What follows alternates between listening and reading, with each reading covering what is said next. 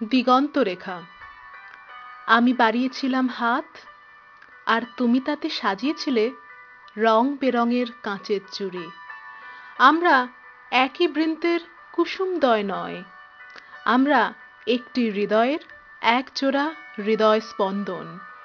তোমার চোখে যখনই দেখেছিলাম আমার প্রতিচ্ছবি, আমি ডুব দিয়েছিলাম স্মৃতি নদীর প্রবাহমান স্রোতে। ভেসে যেতে চেয়েছিলাম এমন এক পৃথিবীতে যেখানে ওরা আমাদের আলাদা করবে না, কাঁটাতার দিয়ে অথবা ধর্মের নামে। আমি আমার ভগবানকে দেখিনি, তুমি তোমার আল্লাহকে দেখনি, অথচ তারাই নাকি তোমাকে আটক করবে এক নামবিহীন দুর্গে। আমাদের ভালোবাসার কাহিনী ভীষণ চেনা, যে ভালোবাসার গল্প তুমি একদিন শুনিয়েছিলে আমায়, ওই আকাশ আর মহাসাগরের মতো।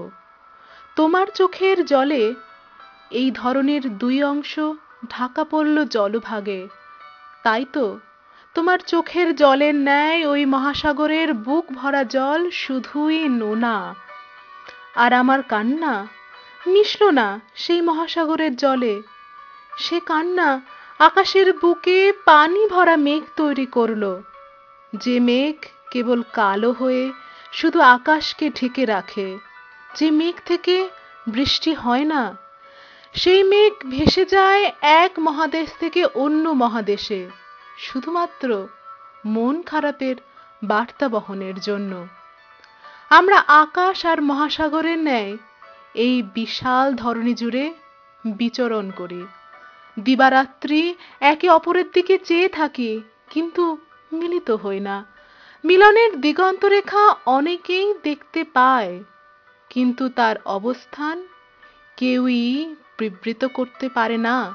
যেন চিরমিলনের জন্য এ জেগে থাকা, চেয়ে থাকা, অপেক্ষা করে থাকা, যুগ যুগ ধরে, সৃষ্টির আদিকাল থেকে ধ্বংসের আগের মুহূর্ত পর্যন্ত।